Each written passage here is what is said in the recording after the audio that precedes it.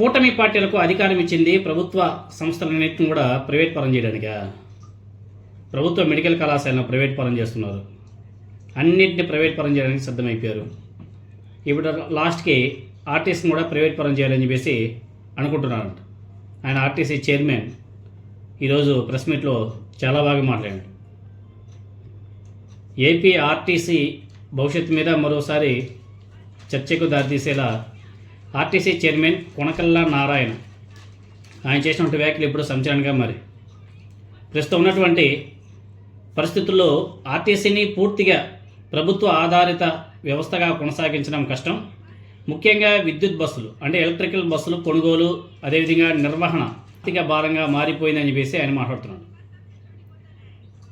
10,000 పాత బస్సుల స్థానంలో ఎలక్ట్రిక్ బస్సులు తీసుకురావాలంటే సుమారు 17,000 కోట్ల వ్యయం అవసరం. ఆ స్థాయి పెట్టుబడి పెట్టే పరిస్థితుల్లో ఆర్టీసీ లేదు అని చెప్పేసి ఆయన చాలా స్పష్టం చేసింది. స్త్రీ శక్తి పథకం ఎవడు అడిగారయ్యా? ఎందుకు పెట్టారు మరి ఫ్రీ బస్ మహిళలకు? ఆ స్త్రీ శక్తి పథకం అమలుతో ఇప్పటికే ఆర్టీసీ సంస్థ మీద ఆర్థిక ఒత్తిడి పెరిగిపోయింది. రోజు రోజుకి కాలం చెల్లిన బస్సులు స్క్రాప్కి వెళ్తుండడంతో కొత్త ప్రత్యామ్నాయ మార్గాలు లేవు కూటమి ప్రభుత్వం దగ్గర. వాళ్ళకి ఇప్పుడు వాళ్ళ చేతిలో ఉన్నది ఒకటే, ఆర్టీసీని ప్రైవేట్ పరం చేస్తే తప్పించుకోవచ్చు ప్రభుత్వం, మనకి ఎటువంటి ఇష్యూ ఉండదని చెప్పేసి ఆ దిశగా అడుగులు వేస్తున్నట్టుగా వినిపిస్తుంది. ఈ నేపథ్యంలోనే ఎలక్ట్రికల్ బస్సులను ప్రైవేట్ ఆపరేటర్ల ద్వారా నడపడం మేలు అని చెప్పేసి చైర్మన్ గారు మాట్లాడుతున్నాడు. రాజకీయ కార్మిక వర్గాల్లో దీని మీద ఒక పెద్ద చర్చ అయితే నడుస్తుంది.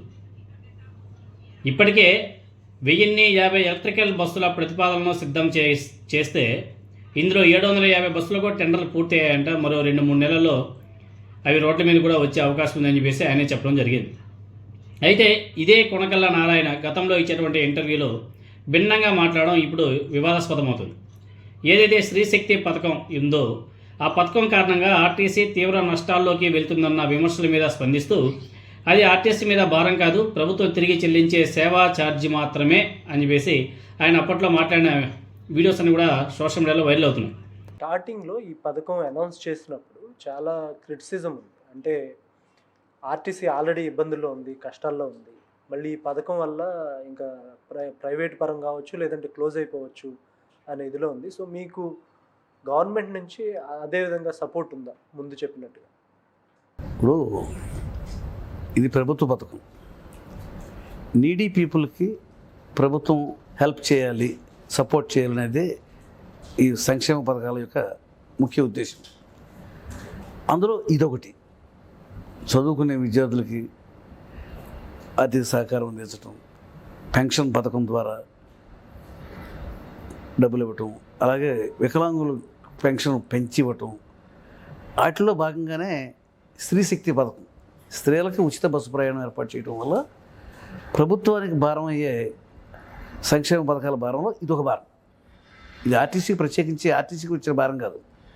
ఇప్పుడు ఆర్టీసీ సర్వీస్ చేస్తుంది, ఇది ప్రభుత్వానికి భారం. అది సంక్షేమ పథకాలలో ఇది ఒక పార్ట్. నీడీ పీపుల్కి, అవసరం ఉన్న వాళ్ళకి సపోర్ట్ చేయాలనేది ప్రభుత్వం యొక్క ఉద్దేశం. దానివల్ల ప్రభుత్వానికి ఉన్న ఖర్చులో ఇదొక ఖర్చు.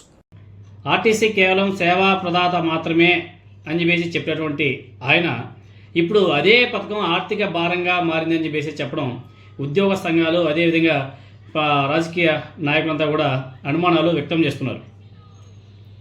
ముఖ్యంగా గతంలో వైఎస్ఆర్ కాంగ్రెస్ పార్టీ హయాంలో జగన్మోహన్ రెడ్డి గారి ప్రభుత్వం ఆర్టీసీని ప్రభుత్వంలో విలీనం చేసింది.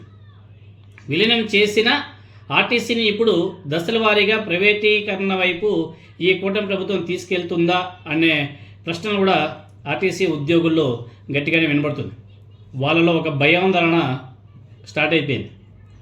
విద్యుత్ బస్సుల పేరుతో ప్రైవేట్ ఆపరేటర్ల ప్రవేశం పెరిగితే, ఇంక్రీజ్ అయితే భవిష్యత్తులో ప్రభుత్వ పాత్ర తగ్గిపోతుందా? అదేవిధంగా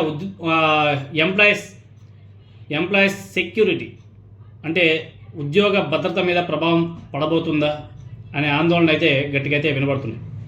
సో ప్రభుత్వం ప్రజా రవాణా వ్యవస్థను బలోపేతం చేయాలనుకుంటుందా, లేకపోతే ఆర్థిక ఒత్తిడిని తట్టుకోలేక దాని కారణంగా చూపుతూ ప్రైవేట్ ఆధారిత నమూనాకు మారుస్తుందా అనే అంశం మీద ఇప్పుడు రాజకీయంగా కూడా తీవ్ర చర్చ అయితే నడుస్తుంది.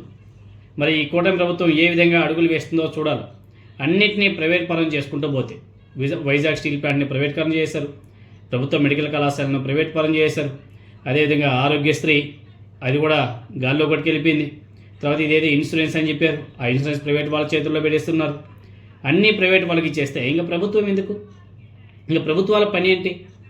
ఇంకా ప్రభుత్వం కూడా ఎందుకు ప్రైవేట్ వ్యక్తులకు ఇచ్చేస్తే వాళ్ళే నడుపుకుంటారు కదా ప్రభుత్వాన్ని కూడా. దాని మళ్ళీ ప్రభుత్వ ఎంప్లాయీస్ ఎందుకో, ప్రభుత్వ ఉద్యోగులు ఎందుకో, దానికి చీఫ్ మినిస్టర్ ఎందుకో, మరి ఎమ్మెల్యేలు ఎందుకు? అది కూడా ఏదో ఒక ప్రైవేట్ కంపెనీకి ఇచ్చేస్తే, ఏ ఎల్ఎన్టీకో ఏ సిమెంట్స్కో వాళ్ళకో వీళ్ళకే ఇచ్చేస్తే దర్జాగా హ్యాపీగా నడిపిస్తారు ప్రభుత్వాన్ని వాళ్ళు. దానికి ప్రభుత్వ అధికారులే అవసరం లేదు, ఏమీ అవసరం లేదు. మరి దీని మీద ఆర్టీసీ ఉద్యోగులు ఏ విధంగా స్పందిస్తారు అన్నది చూడాలి.